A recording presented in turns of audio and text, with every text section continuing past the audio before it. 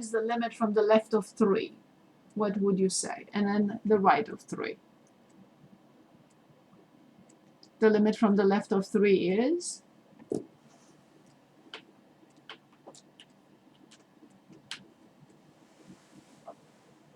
-4. Excellent. The limit from the right of 3, please.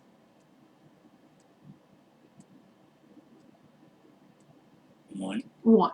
The limit from either side of 3.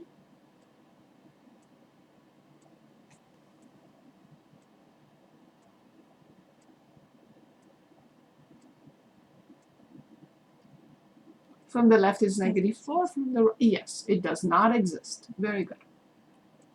Good. Good. Do we still want to look at more limits, or are we okay? We move on. We look at 21. Yes, let's look at 21. So for 21, on page 191, we have limit as x approaches 2 from the right, from x minus 2 over x squared minus 4. These are simple limits. I have to plug it in. The numerator is 0, the denominator is 0. There is hope. No guarantee, but there is hope. Good. So then I have limit as x approaches 2 from the right. I know there must be an x minus 2 in the denominator because I got 0. Only an x minus 2. Look here. When I move this to the other side, I have x minus 2 approaches 0. So that is the culprit. That is the problem. There must be an x minus 2, top and bottom. The top is very clear, the bottom. Can anyone give us the other factor? Because without the other factor, I cannot continue.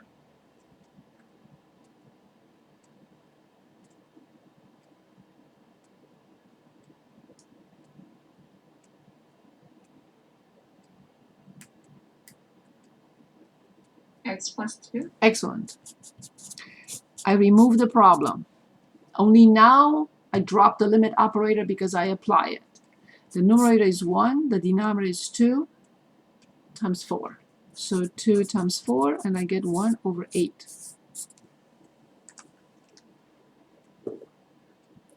Is this okay?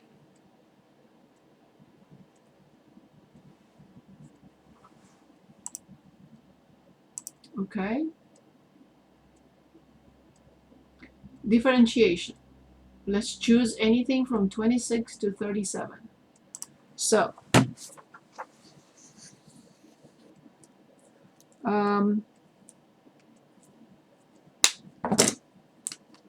limits from graphs we looked at. We can come back to more, of course, if we have time, sure. Continuity, we talked about that from graphs and from the piecewise defined function. So now we want to look at derivatives.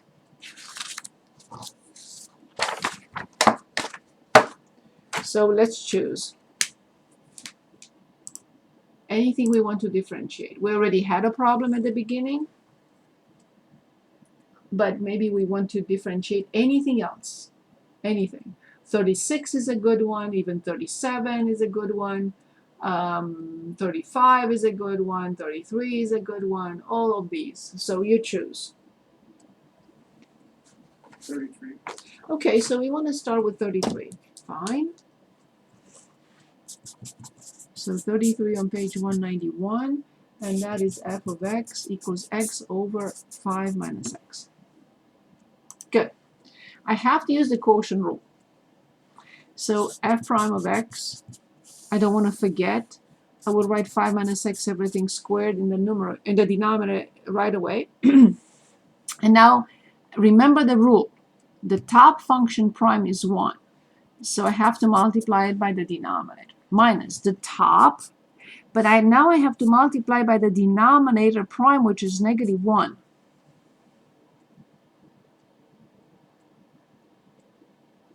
So now I have 5 minus x plus x over 5 minus x everything squared. These two go away, and that's my answer. What is my answer? 5 over 5 minus x everything squared. And that's it.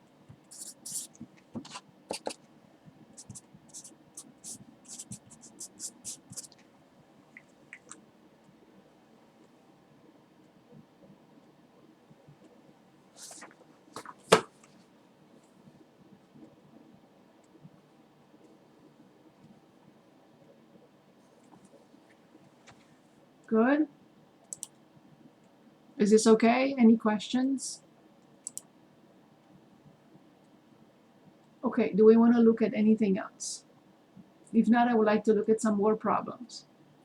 Can we do 36 with one more problem? Yes, of course, 36. On the same page.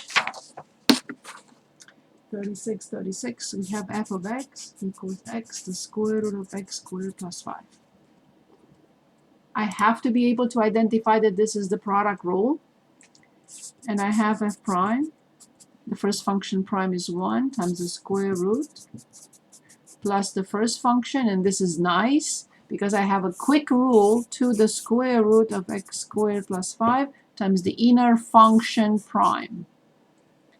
Times the inner function prime. Always. You have to say that. Okay, I will simplify the 2 with the 2. And the least common denominator is only 1. And I need to multiply here by the square root. So I get x squared plus 5 plus x squared. So this is it.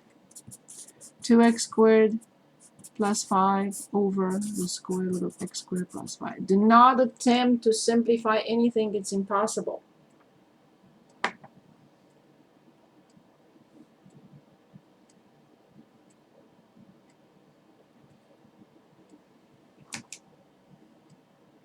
Okay. Do we need anything else, or I'd like to move on to average revenue, cost, and profit?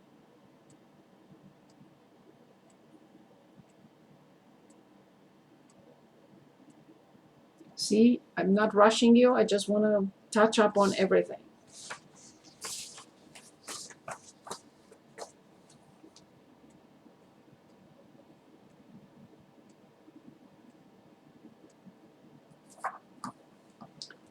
Do we want to differentiate anything else, or we continue?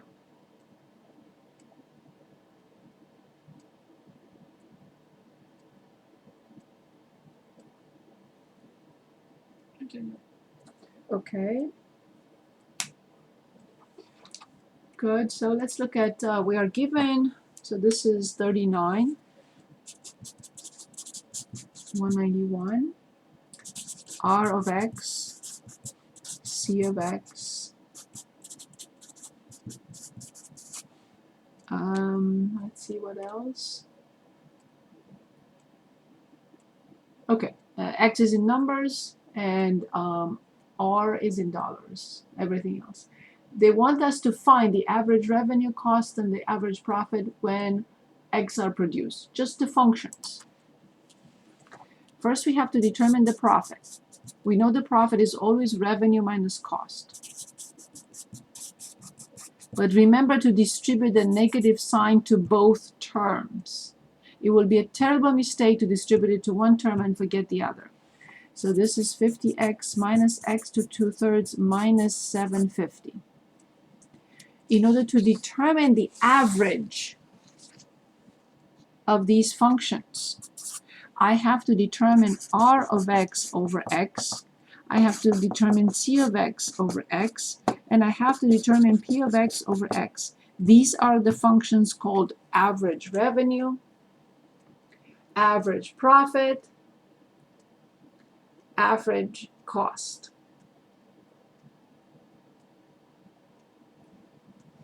The first one is easy. R of x over x is just 50. The cost and the profit are not easy.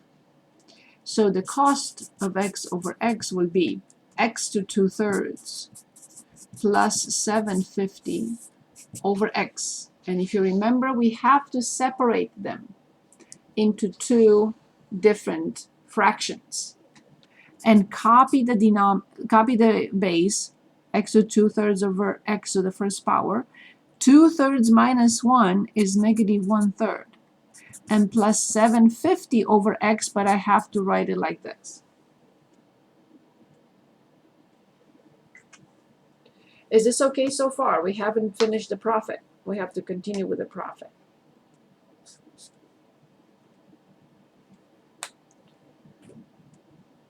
of course, the profit is this over X, is this, this, and this, obviously.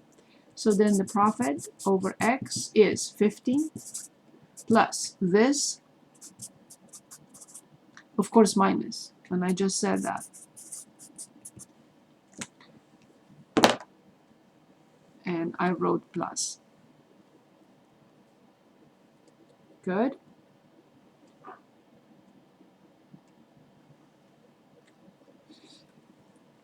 Okay, so these are the functions.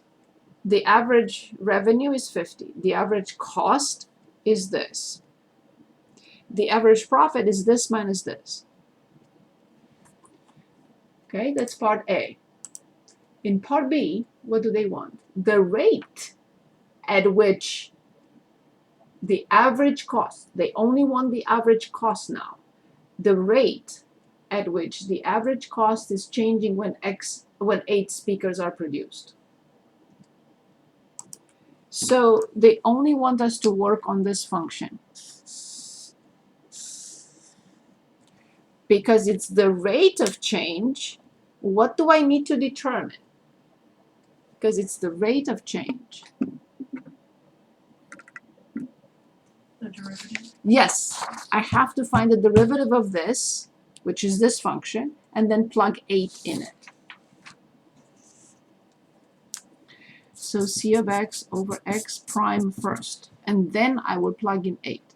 Bring this down, negative 1/3 times X. Negative 1/3 minus 1 is negative 4/3. Bring negative 1 down, minus 750, and subtract 1 from the power. Do not touch this function. Just put in the calculator and plug in 8 units. Don't try anything here, but just make sure you carefully enter it in the graphing calculator. Okay, so in y equals, clear whatever, and enter in parentheses. You know me, my parentheses. It may work with, you know, if you don't put all these parentheses, but I don't know what type of calculator you have, so I have to be mindful of that. Negative 4 divided by 3. So for now, I only enter negative 1/3 x to negative 4/3. And now minus 750.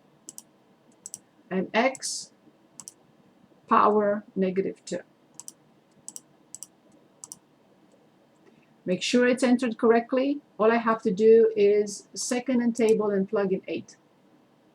And it's done. Highlight. Yes. So it's negative 11.74 dollars per unit.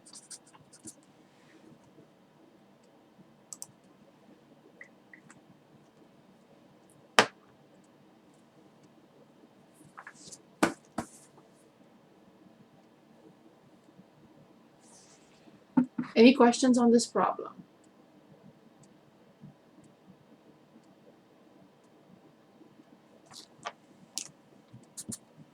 Okay, so the rest of these problems are from R, which is just algebra. So let's go back there for a second and look at the test. I'm trying to find the page number. Page summary, what is this? Okay, so this is on page 97.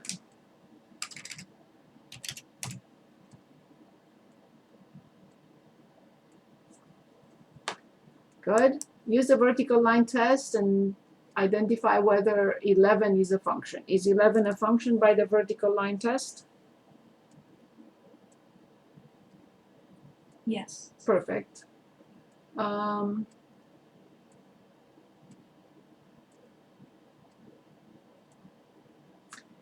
Good. Let's find the domain of 21. How do I find the domain of this function?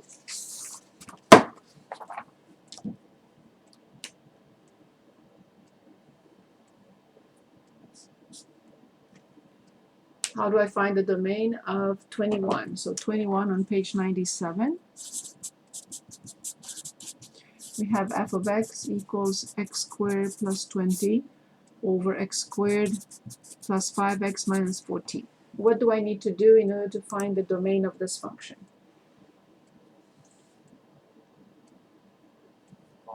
Once you set the denominator, what makes the denominator 0? Yes. In other words, not 0. Very good. So I have to factor. What if it's not factorable? How would I find, assuming it's not factorable, how will I find the solutions? Very easily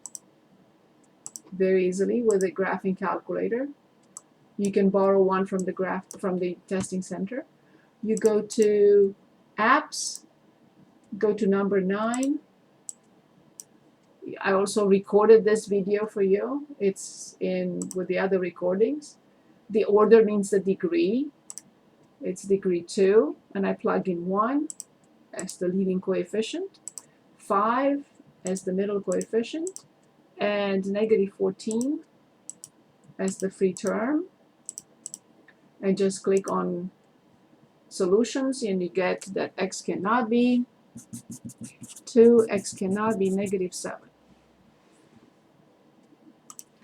So, of course, this is x minus 2, and this is x plus 7. That's how we get the 2 and the negative 7. But remember, the domain has to be written as negative infinity, negative 7 union negative 7 to union 2 to infinity. Any questions on this?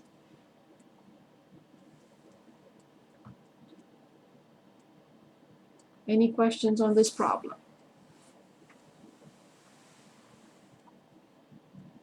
Okay. Back to, so we talked about domain, okay. Finding the average rate of change. How do we find the average rate of change?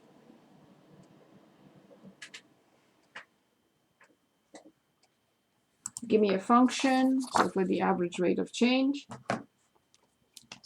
it's this. Give me a function and give me 2 x values. Any function you want to work with.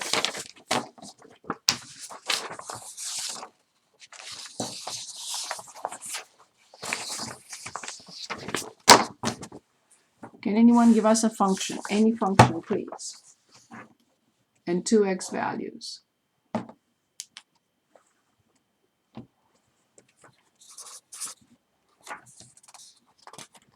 Any function and 2 x values to illustrate the average rate of change.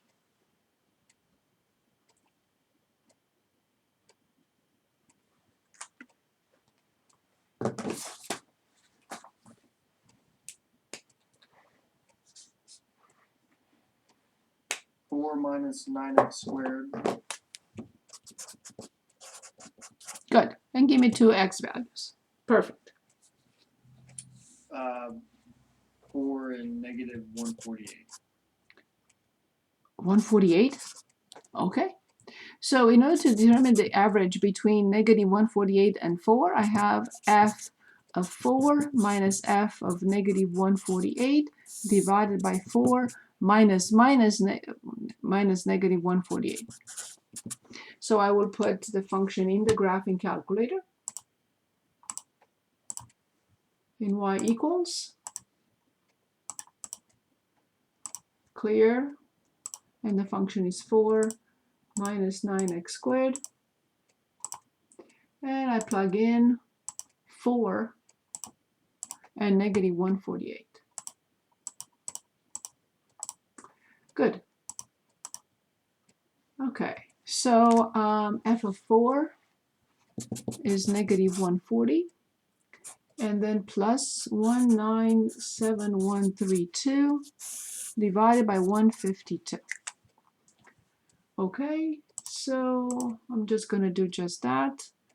Parentheses 197132 minus 140 close the parenthesis, and divide by 152.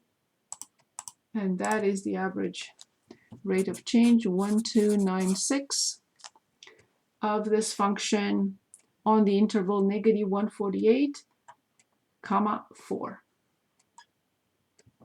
Good. Okay, sorry, I didn't mean to stop sharing. I wanted to go back to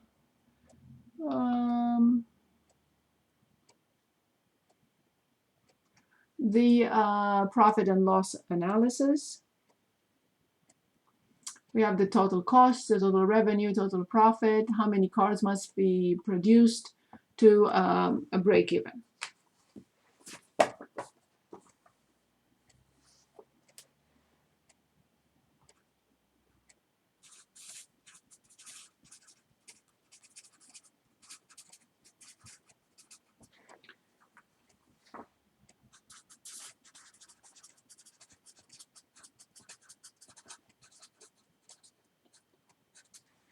What I wanted to do, I just added here the equilibrium point and the break-even point. Okay, so let's look at break-even point, equilibrium point.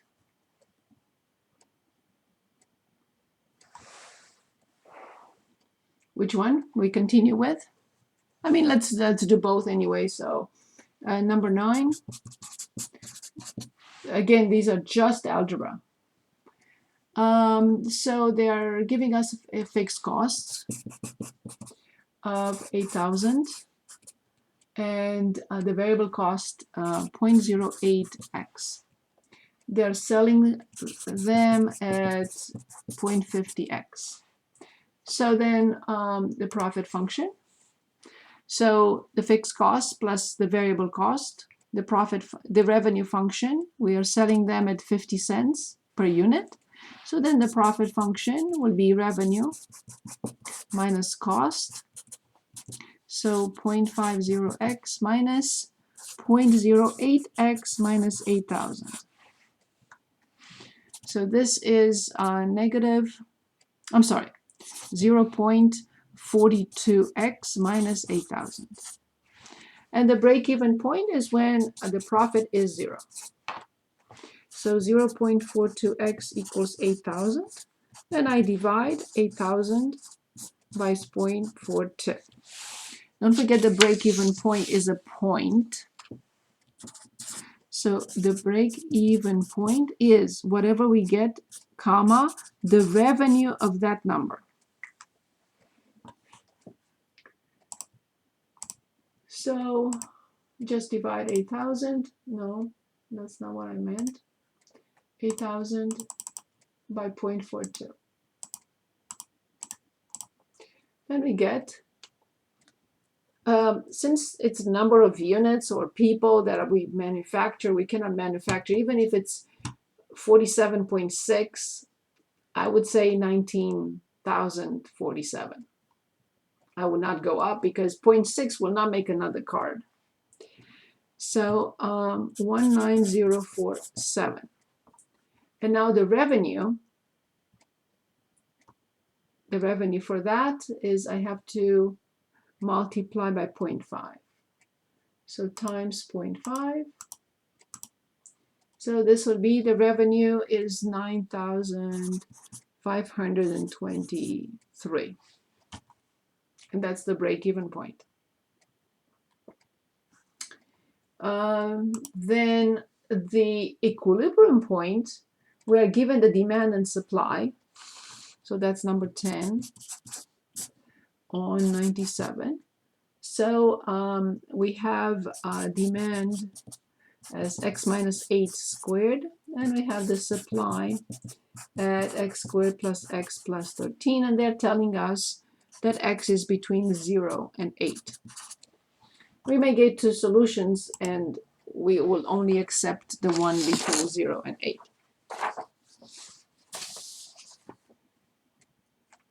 Okay, so we just have to set them equal to each other. So we have x minus 8 squared equals x squared plus x plus 13. And here I have to square. Please do not write two terms, please. 2 times the first times the second, plus the second term squared. We simplify because we subtract x squared, and I'm subtracting x. And then I'm subtracting 64. And what do I get? A negative 40. Really? Negative 41? Okay. Yep. Okay. So x equals 3 then. And then I have to go back and plug it in. 3 minus 8 is negative 5 squared is 25. So the equilibrium point is 3, 25.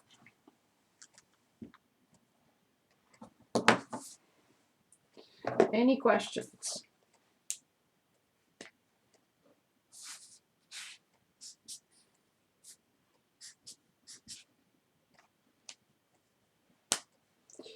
Okay, what is left here is graphing a linear equation. I don't think it's going to create any problems, but I will do one. Reading from a graph, finding the slope, and exponential rules. And then we'll choose whatever else you want.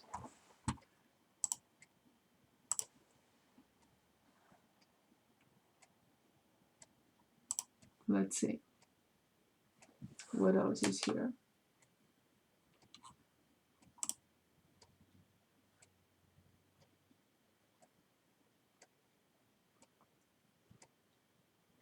Find the slope and the y-intercept of the graph. Find the equation of this, and find the slope of the line containing such and such.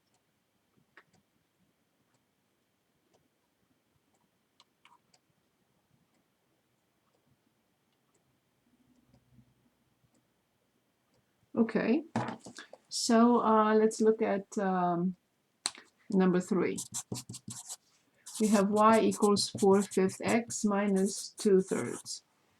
Can anyone identify the slope and the y-intercept?